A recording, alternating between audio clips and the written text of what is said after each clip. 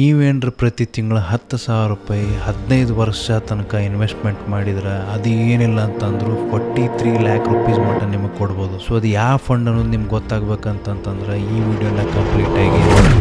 So ಈ fund ಏನಿಲ್ಲ ಅಂತಂದ್ರು ಪ್ರತಿ ವರ್ಷ 11% ಕಂಪೌಂಡ್ ಆ್ಯನ್ಯುವಲ್ ಗ್ರೋತ್ ರಿಟರ್ನ್ಸ್ ಕೊಟ್ಟೈತಿ.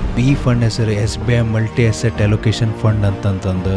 ಸೊ ಈ ಫಂಡಿಂದ ಫಂಡ್ ಮ್ಯಾನೇಜರ್ಸ್ ಏನು ಮಾಡ್ತಾರಂತಂದ್ರೆ 38% ಇಕ್ವಿಟಿಗೆ ಹಾಕ್ತಾರೆ, ಆಮೇಲೆ 20% ಗೋಲ್ಡ್ ಮತ್ತು ಸಿಲ್ವರಿಗೆ ಹಾಕ್ತಾರೆ. ಉಳ್ಕಿದ್ದು 20% ಏನು ಮಾಡ್ತಾರಂತಂದ್ರೆ ಡೆಟ್ ಮತ್ತು ಲಿಕ್ವಿಡ್ ಫಂಡ್ಸಿಗೆ ಇವರು ಡಿಸ್ಟ್ರಿಬ್ಯೂಟ್ ಮಾಡ್ತಾರೆ. ಸೊ ಈ ಫಂಡ್ ಯಾರಿಗೆ ಬೆಸ್ಟ್ ಅಂತಂದ್ರೆ ಯಾರಿಗೆ ಮಾರ್ಕೆಟ್ ಫ್ಲಕ್ಚುಯೇಷನ್ಸ್ ಭಾಳ ಕಡಿಮೆ ಬೇಕಲ್ಲ ಅವರಿಗೆ 4 to 7 ಇಯರ್ಸ್ ಇರುವಂಥ ಟೆನ್ಯೂರಿಗೆ ಈ ಫಂಡ್ಸ್ ಭಾಳ ಬೆಸ್ಟ್. ಈ ಕಮೆಂಟ್ ಸೆಕ್ಷನ್ ಒಳಗೆ ಪ್ರತಿ ತಿಂಗಳು ಎಷ್ಟು ಇನ್ವೆಸ್ಟ್ಮೆಂಟ್ ಮಾಡಬೇಕು ಮತ್ತು ಎಷ್ಟು ವರ್ಷ ತನಕ ನೀವು ಇಡಬೇಕಂತ ಮಾಡಿರಿ ಅಂತಂದು ಕಮೆಂಟ್ ಸೆಕ್ಷನ್ ಒಳಗೆ ಹಾಕಿದ್ರೆ ನಾ ಅದರದ್ದು ಎವರೇಜ್ ರಿಟರ್ನ್ಸ್ ಎಷ್ಟು ಜನರೇಟ್ ಆಗ್ಬೋದು ಅನ್ನೋದು ಹೇಳ್ತೀನಿ. ಈ ವಿಡಿಯೋನ ಆದಷ್ಟು ಜಾಸ್ತಿ ಜನರಿಗೆ ಶೇರ್ ಮಾಡಿರಿ, ಯಾಕಂದ್ರೆ ಫೈನಾನ್ಷಿಯಲ್ ಅವೇರ್ನೆಸ್ ಭಾಳ ಬೇಕಾಗೈತಿ. ನೆಕ್ಸ್ಟ್ ವಿಡಿಯೋ ತನಕ ಟೇಕ್ ಕೇರ್, ಬಾಯ್ ಬಾಯ್.